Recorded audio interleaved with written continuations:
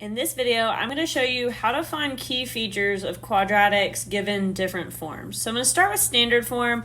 Standard form is y equals ax squared plus bx plus c. And in all the forms, a tells us which way it opens. So if you have a positive a, it opens up. If you have a negative a, it opens down. And then the other thing that standard form tells us is the y-intercept.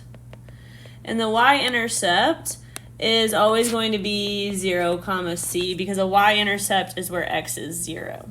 So if I give you an example of standard form, we'll say this is number 1, and I told you it was y equals negative 2x squared plus x minus 5, we would know that this example opens down, and we would know that the y-intercept is 0, negative 5. If I gave you the quadratic y equals x squared plus 3, this is still in standard form. There's just no bx in the middle. That would mean b is 0. And from this example, I could tell that it opens up because the a value is 1. There's a sneaky hidden a of 1 there, which is positive, so it opens up. And then I would know that my y-intercept is 0, 3. So not a ton of information from standard form, but a little bit. From vertex form, we can find that, find which way it opens, which is still positive a, negative a, same rules there. And then I can also find the vertex, which is opposite HK. Oops, I gotta put my opposite sign. Opposite HK. So if I were to give you an example of vertex form, this might be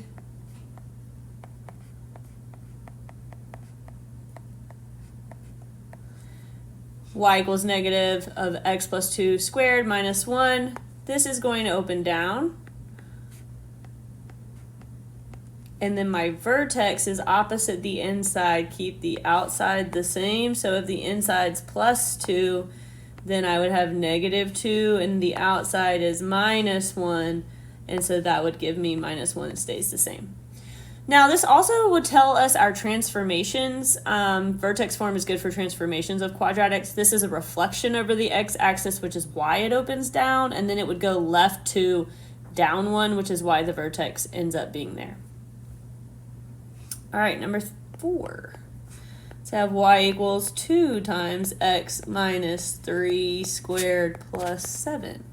This one is going to open up because 2 is positive. And the vertex, I would have opposite of the inside, which would give me positive 3. And then I keep the outside the same, which would be 7. So if I was thinking about transformations here, there would be no reflection. It would go right 3 and up 7, and the 2 is actually a vertical stretch by 2. All right, the last form that we have here is factored form, and factored form tells you the x-intercepts. And the x-intercepts in this example would be q, and x would also equal r. And so the x-intercepts are what makes those factors be 0. So q take away q would be 0, and r take away r would be 0. But let's do a real example so that it makes a little bit more sense. So if I have example 5 here, and I gave you x plus 1 and x minus 3, then my x-intercepts would be the opposite of that, which is really what makes them be 0. So if you can look at it and see that it's just the opposite numbers, that is fine. We write this as negative 1, 0, or 3, 0. For a more complicated example, say I gave you y equals 2x minus 3, and we'll just go x plus 6 here. You can also find the x-intercepts by setting the factors equal to 0 and solving for x. So I would add 3, 2x equals 3, divide by 2, and x is 3/2 or 1.5. And then here I would take away 6 and get x equals -6. So my two x-intercepts would be 3/2, 0, and -6, 0.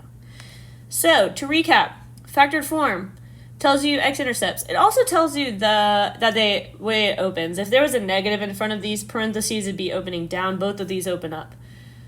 Vertex form tells you which way it opens, and it tells you the vertex and the transformations, which we quickly discussed. And then standard form tells you which way it opens and the y-intercept.